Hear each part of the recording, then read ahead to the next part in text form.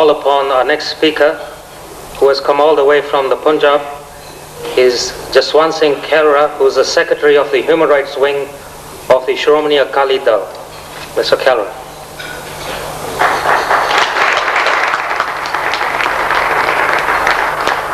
Dear friends, Vaheguru Ji Ka Khalsa, Shri Vaheguru Ji Ki Fateh. First of all, on behalf of the Sikhs in India, I thanks to the Member of Parliament who have written a strong letter to Indian government to withdraw the TAD Act.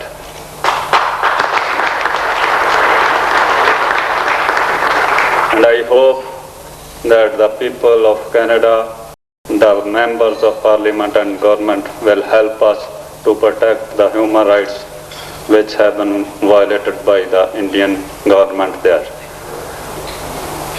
One thing which is a good experience for me, I want to share with you that when I have to enter the Parliament complex, I ask my host that if I can carry the kirpan to this complex, and I was happy that when my host told me that yes, you can carry kirpan in the Canadian Parliament complex. And there is a tragedy in India that when our leader Simranjit Singh Mann was elected with a record margin to the Parliament, he was refused the entry into Indian Parliament with kirpan, and it is a shameful thing for India, and we are so sorry that in our country, which we consider that that is our country, we are not have a freedom to carry our religious symbol. And in this point, I can told you that in the 400 pages of Indian Constitution, there is a single line which is related to the Sikhs, and that line is that the Sikh can wear and carry the kirpan. Only line in the Indian Constitution. And when the Simranjit Singh Mann was going to the Parliament, he was denied the entry because he is carrying the kirpan. So these are the positions. Now I come to the real commemoration of the day. I will tell you the story that in these 11 years, I personally want to enter the Golden Temple on the day when the Indian forces, when the Indian army destroyed our religious Akal Takht Sahib, but in 5 times I was arrested along with others, and there is no permission for Sikhs to commemorate this day in the Golden Temple. And this is the position that after the June 1984, our Golden Temple is in the siege of the security forces, and we have to enter in the Golden Temple after our whole search with the security forces. And our right to religion, our right to enter our main central religious place is violated in India, and we want that if you cannot help us in our political goal, political objective, please help us for our human rights and the basic human rights of the man. We the Sikhs consider that the basic human rights is the right to religion, and we have denied this right, and this is the position that we cannot commemorate this day in the Golden Temple. And it is the first time from 84 that I am commemorating this day, and that is the place which is not in India, in Ottawa. So I want to share some other things about the human rights, because the UN Human Rights Charter has given some universal human rights to every human being in the world, but in India we have been denied these basic human rights. First of all, I have explained you that right to religion have been denied. Then the right to expression, the second main human rights, we have been denied. We cannot express our feelings, and there is an example that Mr. Simranjit Singh Man have been detained because he addressed a gathering and said that we want a freedom, and he is detained under the TAD Act. So the expression right is also denied. There are some other rights, even the right to association.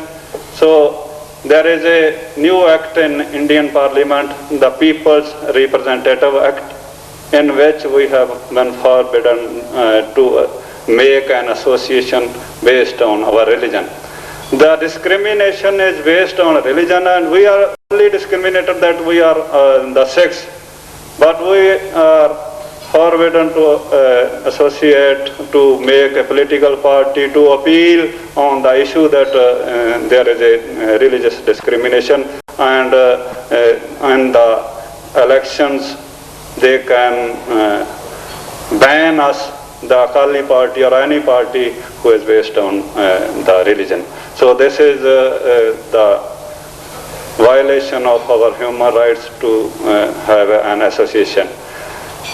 For the TAD or other acts, I will request you that the real cause for forming these acts, there are so many nationalities in India who want to have a right to self-determination, but in the name of unity and integrity of India, they impose such acts and they detain people.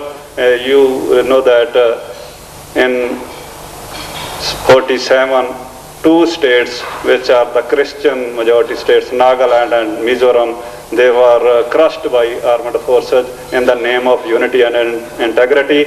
Now they are crushing the Kashmir and Punjab. So we appeal to the international community that you should pressurize the Indian government that the right to self-determination should be incorporated in the Constitution, so that the people who want this right to self-determination should not be called the secessionist, and they should not be booked under the Terrorist and Destructive Act.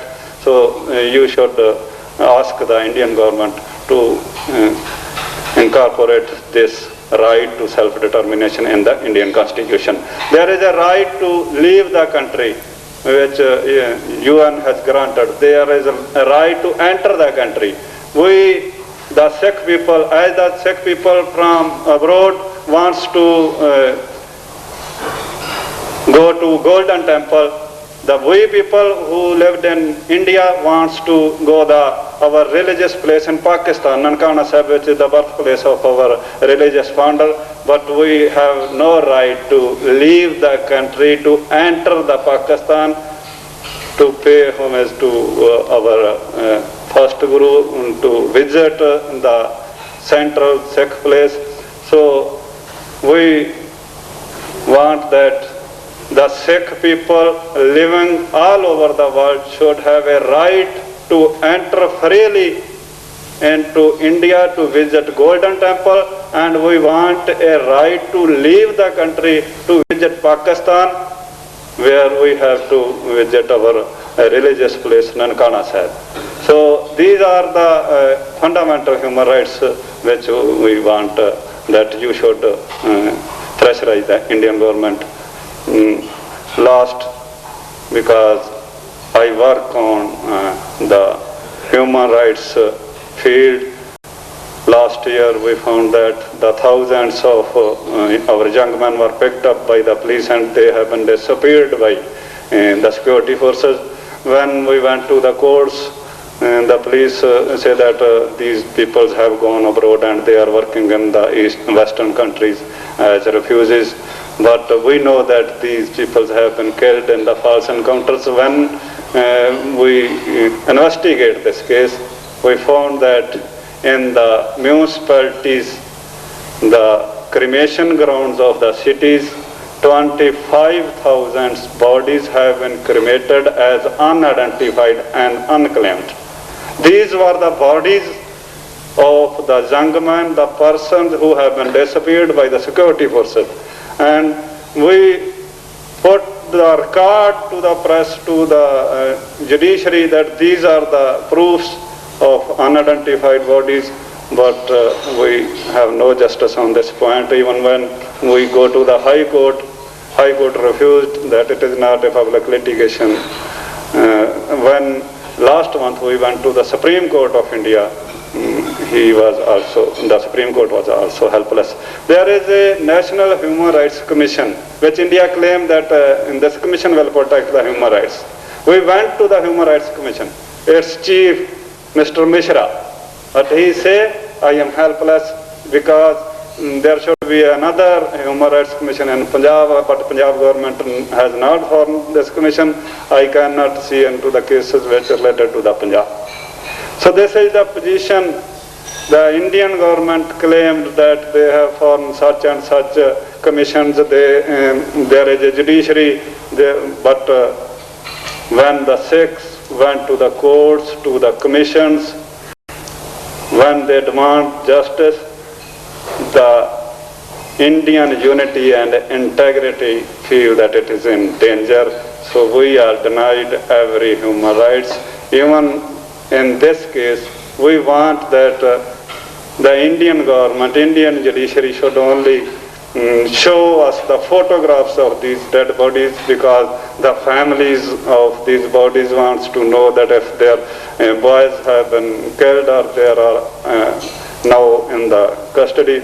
But even when we demand the death certificates of these bodies, the certificates are denied. So we want your help on these all issues. The Sikhs are secular and peaceful, but we are discriminated on the basis of religion. And when we fight for our religion, our human rights, we are branded as communal and terrorist.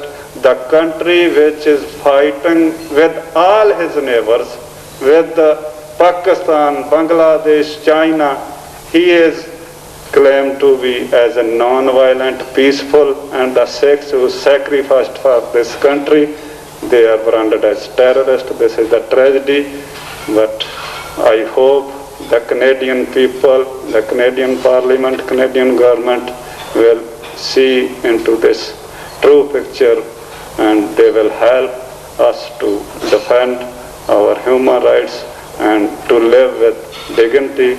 I am very thankful, and I hope, I want to share one personal thing, that my family was deported from Canada in the Kamagata Maru Jihad, but I was so happy when last time I visited. Mrs. Clean assured me that Canadian peoples are behind you and behind the Sikh community, and I consider that this is a nice country. That impression was not a real which our family have. Now I am very happy and pleased to visit your country, to meet your people, and I hope you will help us to protect our human rights. Thank you.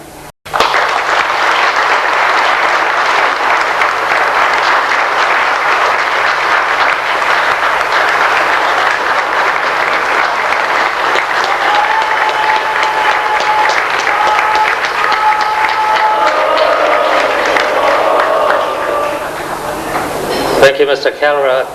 Ajit Singh Sahota tells me that you have done considerable personal work.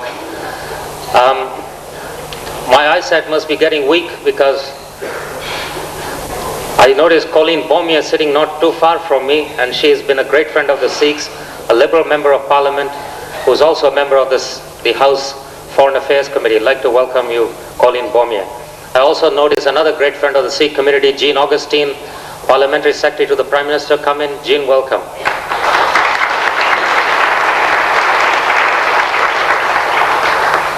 Our next speaker is the U.S. Congressman John Doolittle. He's a Republican. Of course, they're dominating down there nowadays. He was a California state senator, elected in 1980 for 3 terms, and last elected in 1990 from California as a congressman from the state rather than a state senator. Sorry to get all that confused. Welcome, Congressman John Doolittle of the United States.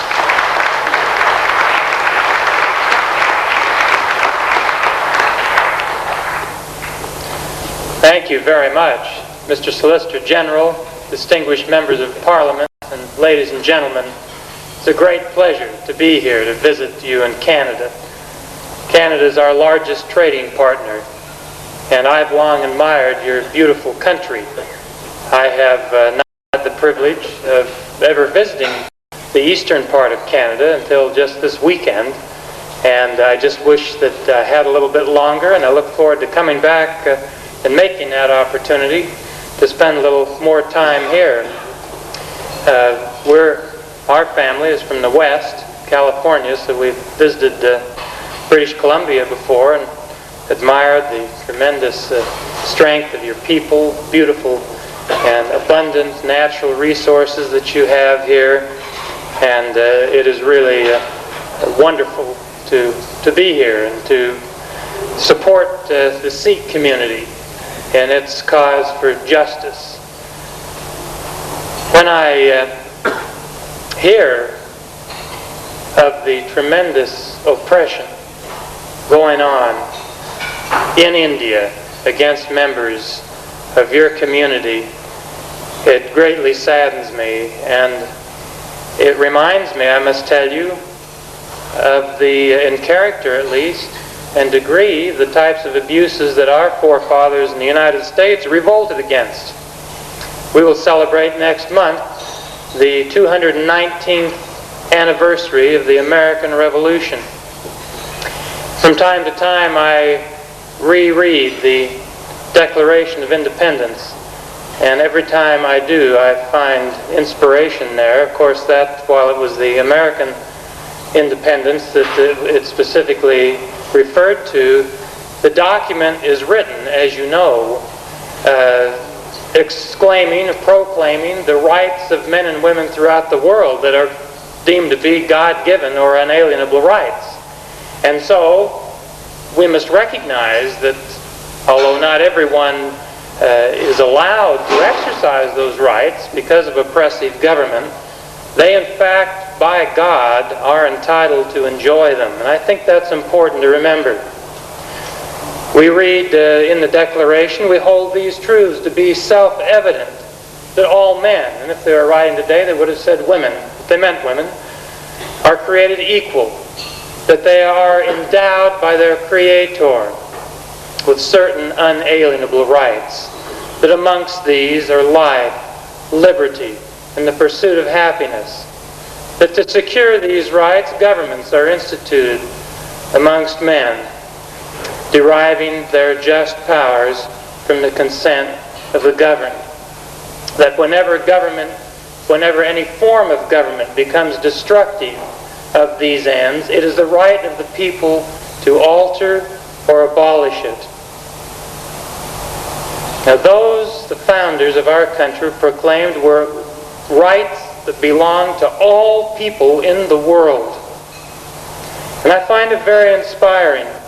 And the Declaration goes on, and as you know, the people of our own country were from Great Britain, many of them, very conservative, not inclined to revolt. And the Declaration goes on to explain that one does not revolt without good reason, and sets forth the reasons. And I'm not here to urge the Sikhs in India to revolt, but I simply comment upon God-given rights. And when I hear of bounties, cash bounties being paid to police, 41,000 of them, as was indicated here, between 1991 and 1993 for the murder of Sikhs. When I hear of places of worship being invaded by government troops and destroyed, and men, women, and children being injured, when I hear that torture is the official policy in Punjab, as Asia Watch reported, ladies and gentlemen, these are the magnitude of abuses that the American colonies endured. And they took the action that they had to take. You know, as I listened to the train of abuses that's gone on, I thought of the quote of George Washington. We have a big debate going in our country about whether government's good or bad. The founder said it was bad. George Washington, our country's first president, said this about government. He said, government is not reason, it is not eloquence, it is force. And like fire, it is a dangerous servant and a fearful master.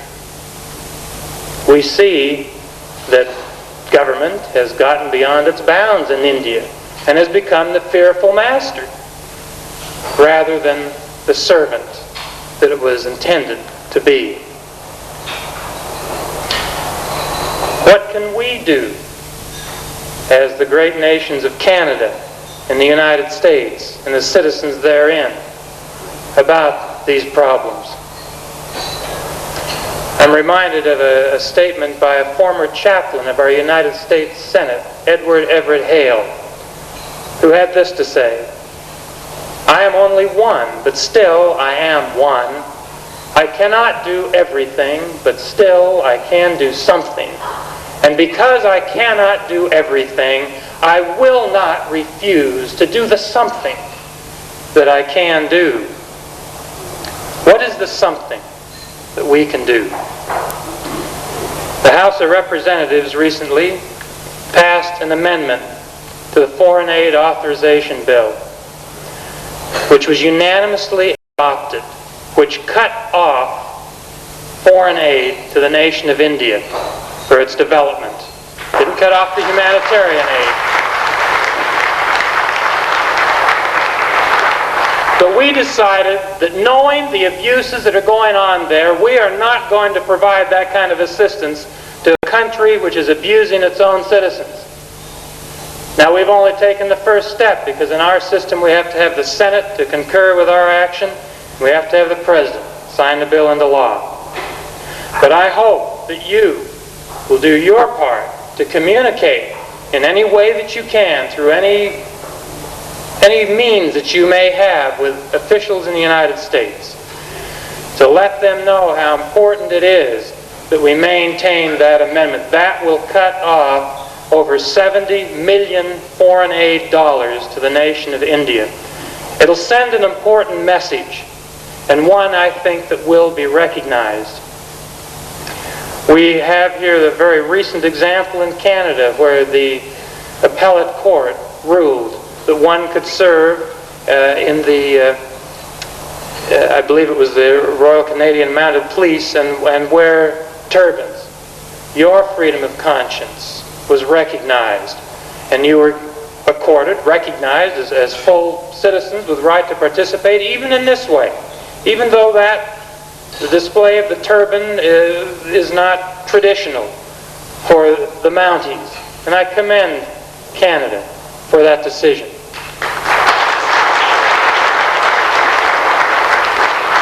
And I would say, let us all be looking for further ways. How can we advance the cause of truth and justice? People are suffering.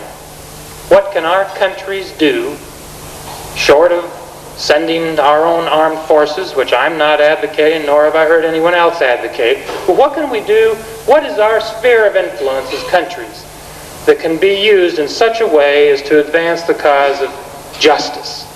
And I would submit that as we ask ourselves this question in these two very important countries in North America, that we will find answers, we'll be able to do things that will make a difference.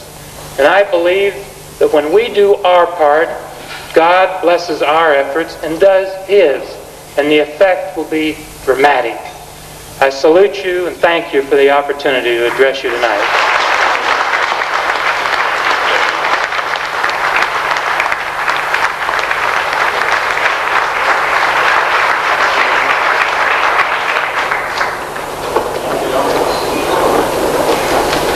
Thank you, Congressman John Doolittle from the 4th Congressional District of California.